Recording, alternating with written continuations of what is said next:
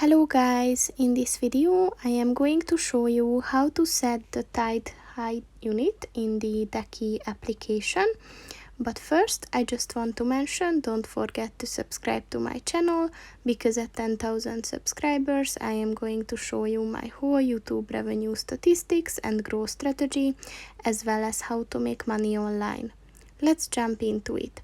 First of all, open the application on your phone. And then click on the U button at the bottom of the page on the right.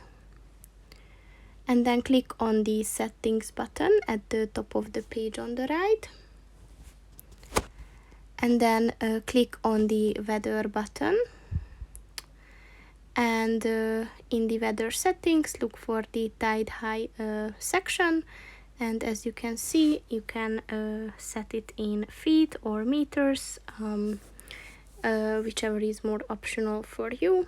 So just click on the one that you want, and then this feature is set. So that's pretty much it for this video, guys. See you in the next one. Goodbye.